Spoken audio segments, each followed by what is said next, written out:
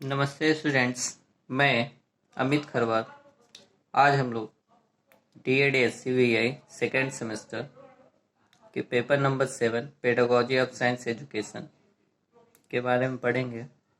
Student, पिछले class में unit 1.1 nature and scope of science हम लोग का कंप्लीट हो चुका है और आज हम लोग unit 1.2 objectives of teaching science के बारे में पढ़ेंगे।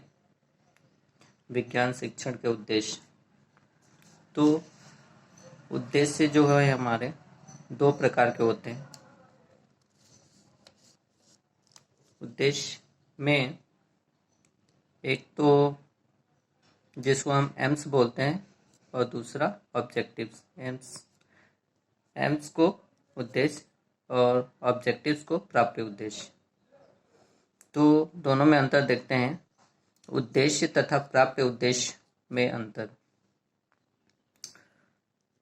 पहले उद्देश्य के बारे में देखते हैं। एम्स में उद्देश्यों का क्षेत्र व्यापक या असीमित होता है। दूसरा, प्राप्य उद्देश्य में प्राप्य उद्देश्य का क्षेत्र संकुचित या सीमित होता है। दूसरा, इनकी अवधि दीर्घकालीन होती है। प्राप्य उद्देश्य में इनकी अवधि अल्पकालीन या तत्कालीन होती है। तीसरा पॉइंट है, उद्देश्य अस्पष्ट तथा अनिश्चित होते हैं। प्राप्य उद्देश्य में ये निश्चित तथा स्पष्ट होते हैं। चौथा, इनकी प्राप्ति में विद्यालय, समाज तथा संपूर्ण राष्ट्र जिम्मेदार होता है। प्राप्य उद्देश्य में इनकी प्राप्ति की जिम्मेदारी प्रायः शिक्षक की होती है। इनकी प्राप्ति का मापन एवं मूल्यांकन संभव नहीं है। प्राप्य उद्देश्य में इनका मापन एवं मूल्यांकन किया जा सकता है। और छठवां पॉइंट है, इनका संबंध शिक्षा तथा भविष्य से होता है। प्राप्य उद्देश्य में यह शिक्षा में निहित होते हैं तथा शिक्षण से संबंधित होते हैं। इनका संबंध किसी विशेष प्रकरण से होता है। तो ये तो था difference between AIIMS and objectives. अब ऑब्जेक्टिव्स के बारे में देख लेते हैं क्या है।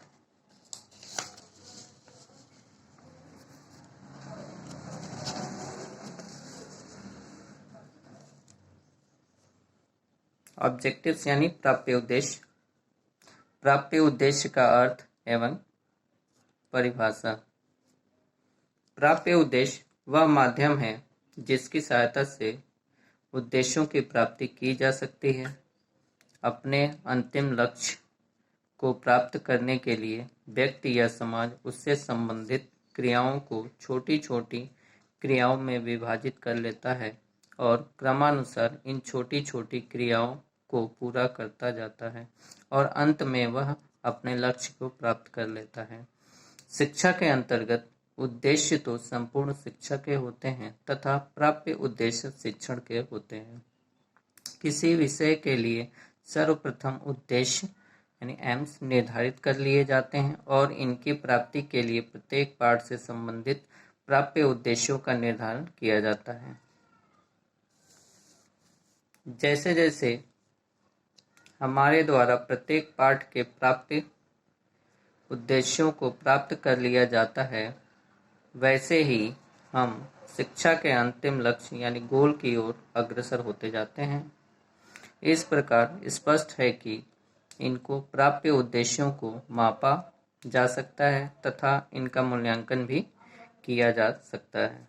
अतः कहा जा सकता है कि एक उद्देश्य की प्राप्ति में जिन छोटी छोटी बातों का सहारा लेना पड़ता है उनको उस उद्देश्य के प्राप्य उद्देश्य कहते हैं। उदाहरण के तौर पर माना मकान की छत पर पहुंचना हमारा लक्ष्य है। अब प्रश्न उठता है कि हम छत पर पहुंचेंगे कैसे। तो छत पर पहुंचने के लिए हमें सीढ़ी की आवश्यकता होती है, जिसके द्वारा ही हम उस ऊपर छत पर पहुंच सकते हैं। इस प्रकार सीढ़ी पर प्रत्येक पद यानी स्टेप्स चढ़ना प्राप्य उद्देश्य कहलाएगा तथा छत पर पहुंचना लक्ष्य। तो यहाँ पे कहने का मतलब ये है, जो एम्स जो होता है वो एक व्यापक होता है और जो प्राप्य उद्देश्य होता है वो एक सीमित होता है। जैसे हम किसी सब्जेक्ट को पढ़ा रहे हैं, जैसे साइंस ही है, साइंस को अगर पढ़ा रहे हैं तो उसका एक एम्स होता है, निर्धारण होता है। तो वो उसका जो क्षेत्र है या उस उद्देश्य उसका जो क्षेत्र है वो काफ़ी व्यापक है। और वहीं पे अगर हम प्राप्य उद्देश्य की बात करें तो प्राप्य उद्देश्य लेसन पढ़ाने से संबंधित, उसमें जो कॉन्सेप्ट हैं, नियम बताए गए हैं, परिभाषाएं बताई गई हैं, टर्म्स बताए गए हैं, तो उनको अगर जो छात्र है वो सही ढंग से उसको सीख लेता है तो वहाँ पे हमारे प्राप्य उद्देश्य हमारे सफल हो जाते हैं। इसकी परिभाषा देखते हैं।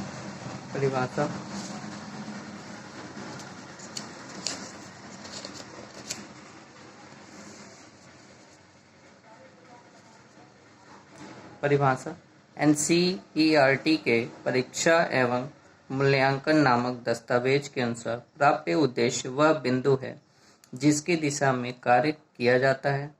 एक सुनियोजित परिवर्तन है जिसे किसी क्रिया द्वारा प्राप्त किया जाता है तथा जिसके लिए हम कार्य करते हैं।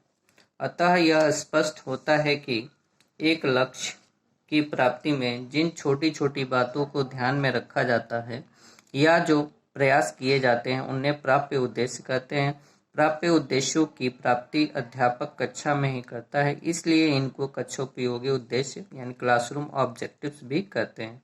इनके द्वारा शिक्षण को उचित दिशा प्रदान की जाती है जिससे अध्यापक के प्रयास सफल हों और उन प्रयासों का लाभ विद्यार्थी को भी मिल सके।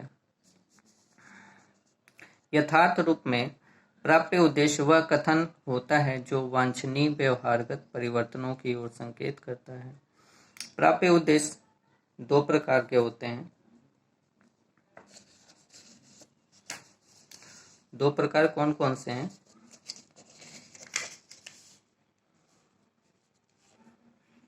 प्राप्य उद्देश्य यानी ऑब्जेक्टिव्स दो प्रकार के हैं। पहला है शैक्षिक उद्देश्य, एजुकेशनल ऑब्जेक्टिव्स।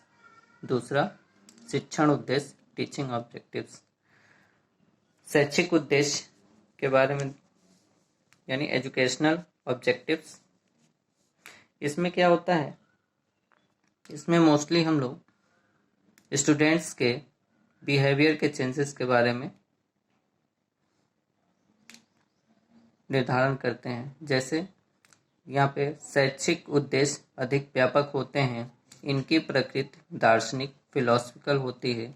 इस प्रकार शैक्षिक उद्देश्यों का आशय बालकों में होने वाले उस परिवर्तन से है जो शैक्षिक क्रियाओं द्वारा सुनियोजित ढंग से लाया जाता है। इनकी प्राप्ति छात्र के संपूर्ण शैक्षिक जीवन अर्थात प्रारंभिक स्तर से उच्च स्तर के शिक्षा व्यवस्था द्वारा की जाती है। यानी जब हम किसी छात्र का एजुकेशनल ऑब्जेक्टिव्स कैसे बता सकते हैं, उसके प्राथमिक स्तर से लेकर उसके उच्च स्तर की जो शिक्षा है उसमें उसका जो प्राप्त किया है, उसमें उसका जो डेवलपमेंट हुआ है, एजुकेशनल डेवलपमेंट, उसके द्वारा निर्धारित किया जाता है, यानी उसको बोलते हैं एजुकेशनल ऑब्जेक्टिव्स। दूसरा शिक्षण उद्देश्य, टीचिंग ऑब्जेक्टिव्स। शिक्षण उद्देश्य संकुचित होते हैं तथा इनकी प्रकृति मनोवैज्ञानिक होती है। शिक्षण की युक्तियों तथा व्यूह रचना यानी डिवाइसेस एंड स्ट्रेटजी के लिए ये अधिक महत्वपूर्ण होते हैं। इनकी सहायता से ही शैक्षिक उद्देश्यों की प्राप्ति की जाती है। अध्यापक अपने शिक्षण तथा सीखने के उद्देश्यों का निर्धारण सरलता से कर सकता है।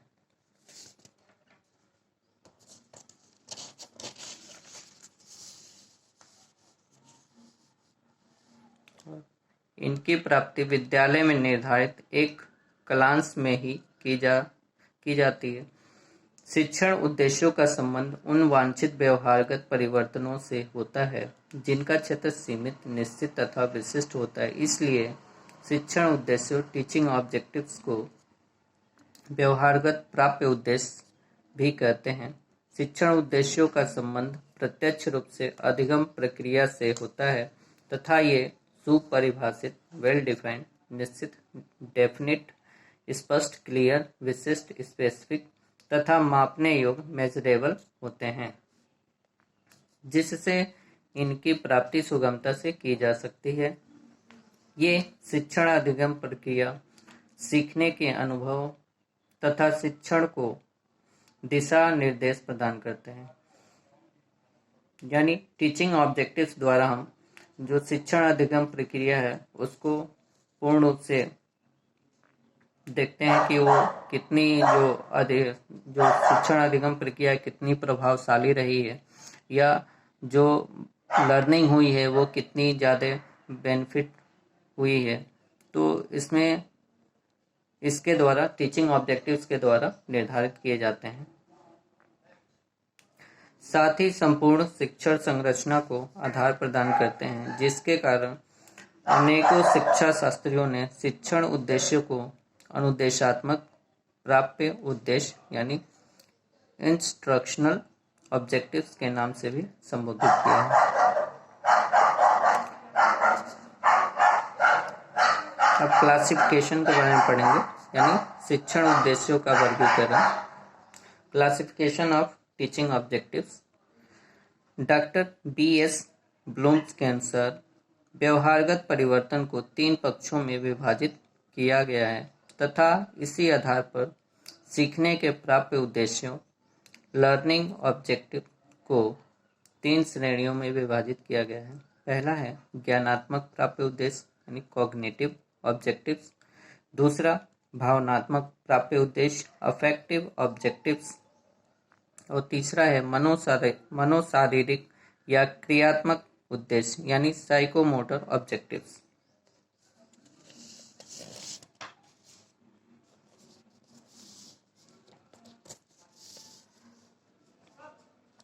ज्ञानात्मक प्राप्य उद्देश्य के बारे में देखते हैं। क्या है? ज्ञानात्मक प्राप्य उद्देश्य का संबंध सूचनाओं, ज्ञान, सिद्धांतों, तथ्यों तथा नियमों की जानकारी से होता है। शैक्षिक क्रियाओं अर्थात विद्यालय में कक्षा कक्ष शिक्षण क्लासरूम टीचिंग द्वारा ज्ञानात्मक प्राप्य उद्देश्यों की प्राप्ति की जाती है। यानी क्लासरूम में जो टीचिंग की जाती है उसमें हम जो सूचनाएं दे रहे हैं, जो नॉलेज दे रहे हैं या जो सिद्धांत थ्योरी दे रहे हैं, जो जानकारी दे रहे हैं, ये ज्ञानात्मक प्राप्य उद्देश्य के अंतर्गत आते हैं। दूसरा भावनात्मक प्राप्य उद्देश्य। भावनात्मक प्राप्य उद्देश्यों का संबंध बालक की विभिन्न रुचियों, अभिरुचियों, प्रशंसा तथा अन्य भावनात्मक मूल्यों के विकास से होता है। तीसरा है क्रियात्मक प्राप्य उद्देश्य। क्रियात्मक प्राप्य उद्देश्यों का संबंध शारीरिक क्रियाओं के प्रशिक्षण तथा कुशलताओं का विकास होता है, जैसे लिखना, खेलना, उपकरणों को प्रयोग में लाना, चित्र तथा आरेख बनाना।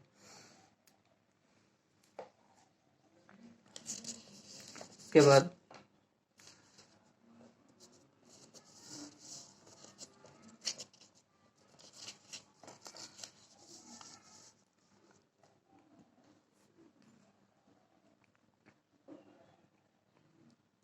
भारत में प्रचलित उद्देश्यों का वर्गीकरण देखते हैं। Doctor B.S. ब्लूम के वर्गीकरण के आधार पर NCERT ने शैक्षिक उद्देश्यों का वर्गीकरण किया है। ये अधिगम, लर्निंग, अनुदेशन, इंस्ट्रक्शन, मूल्यांकन, इवैल्यूएशन तथा प्रतिपुष्टि यानी फीडबैक हेतु व्यवहारिक है। विज्ञान विषय के अनुदेशन में भी इन्हीं उद्देश्यों को स्वीकार किया गया है। ये निम्न है।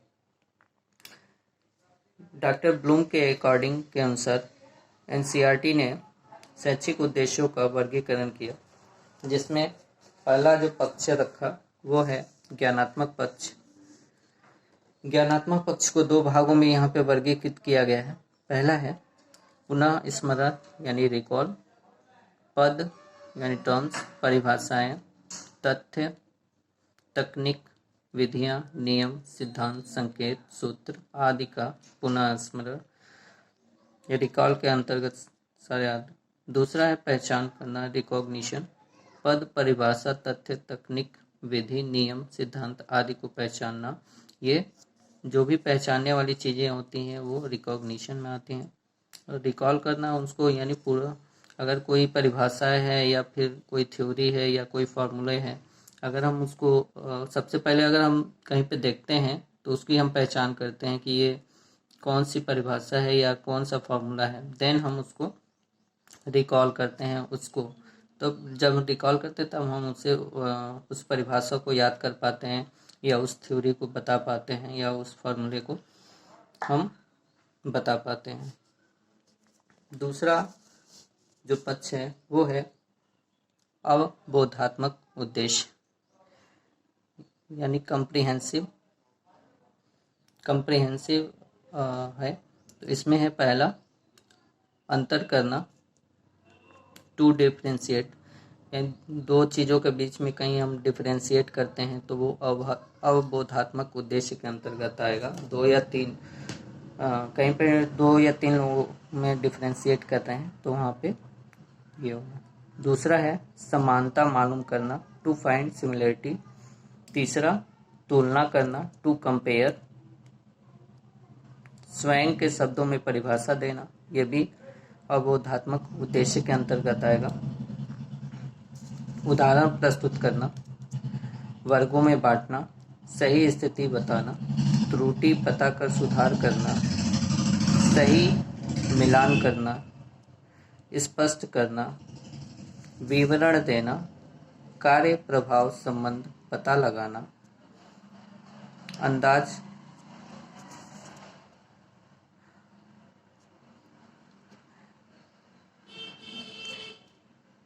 विवरण देना, कार्य प्रभाव संबंध पता लगाना, to find cause and effect relation, अंदाज लगाना, टू इन्फर, उदाहरण देना, टू गिव एग्जाम्पल।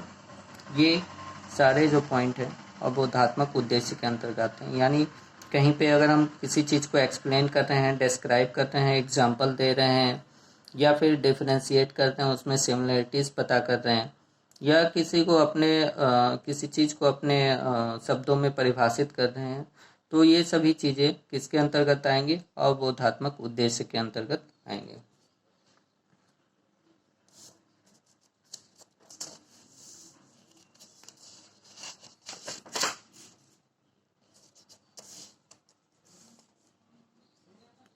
तीसरा है अनुप्रयोग यानी एप्लीकेशन। इसका अर्थ ज्ञान, अवबोध व कौशल को नवीन समस्या समाधान हेतु उपयोग में लाना है। यानी जो हमारा नॉलेज अभी तक हम प्राप्त किए हैं और जो स्किल है उसको अप्लाई करना, यानी अप्रयोग, उनको अनुप्रयोग में लाना।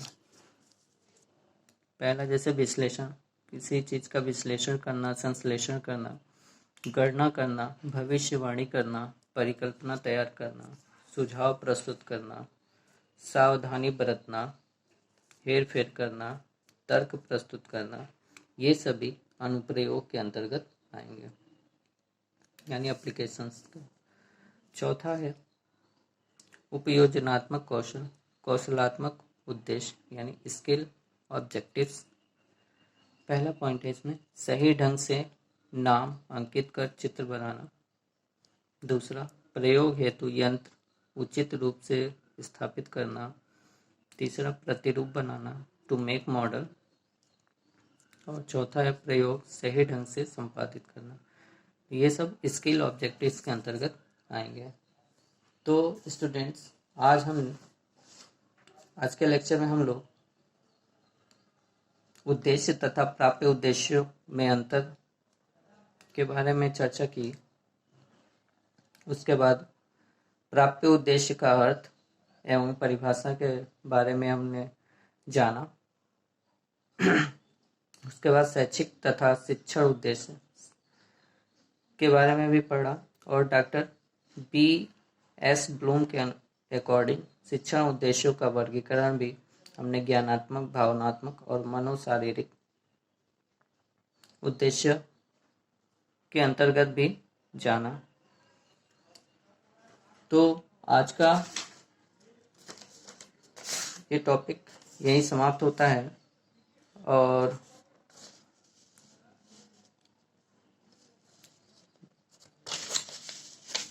आपके कुछ क्वेश्चन हैं इसमें जिनको आपको असाइनमेंट के रूप में करना है।